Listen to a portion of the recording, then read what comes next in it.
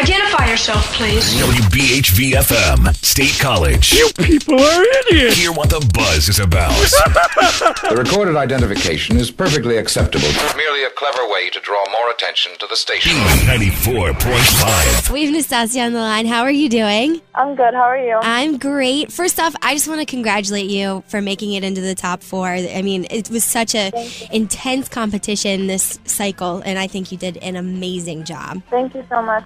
You're welcome. Now, when Tyra called you down into the bottom 2 during panel with Laura, what was going through your mind? Did you think you would be eliminated that round?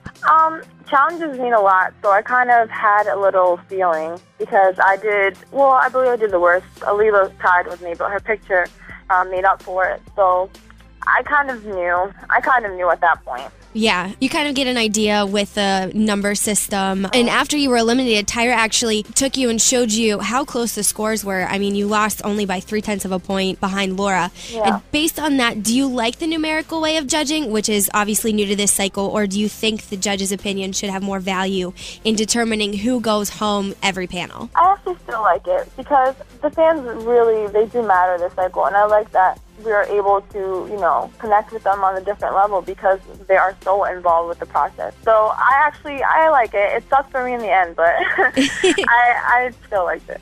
In this competition, there's obviously a lot of stress and pressure, especially since you really never know when you're going to go home.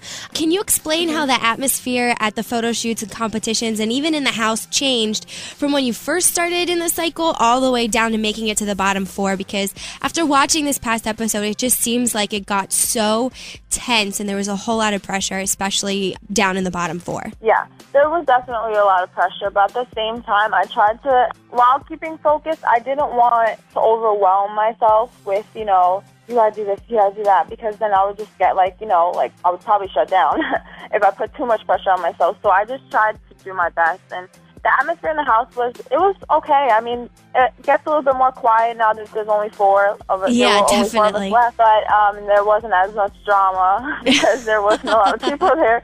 So I mean, I was welcoming that because I was like, thank goodness, now I can just chill because I was always yeah. the peacemaker.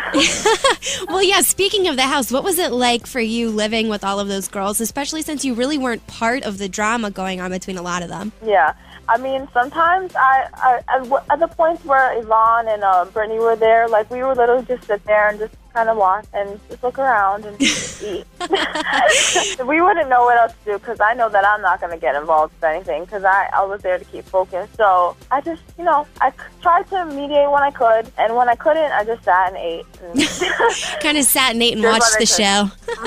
Obviously, this is a reality show as well as a modeling competition. Do you think that because you weren't involved in a lot of the drama, which is the reality part of the show, that it kind of hurt your chances in moving further in the competition? A lot of people have implied that to me. If you would have been more, had a story or something and just, but I acted exactly the way I am in real life. I was cool with all the girls. They chose they aired what they chose to air. So at the same time, I'm completely happy with the way I presented myself throughout the competition.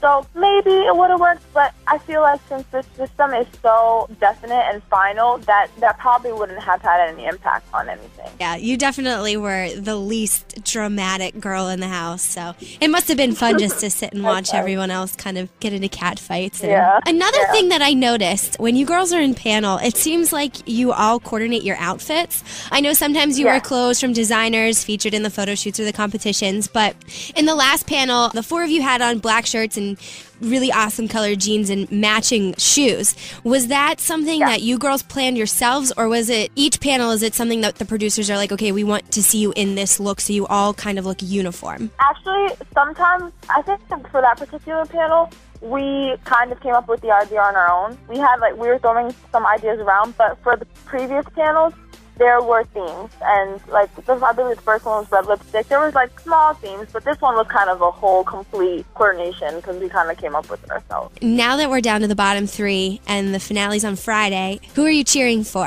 Kiara, Leela, or Laura? The one I'm closest with on the show is actually Kiara. Okay. So I want her to win, of course, but all 3 of them are really, really awesome models, and I'm proud of all of them. I actually made a video telling them all that I love them and I just want them to do well.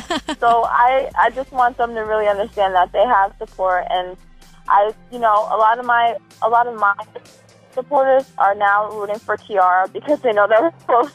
So we're trying to get a whole team behind her.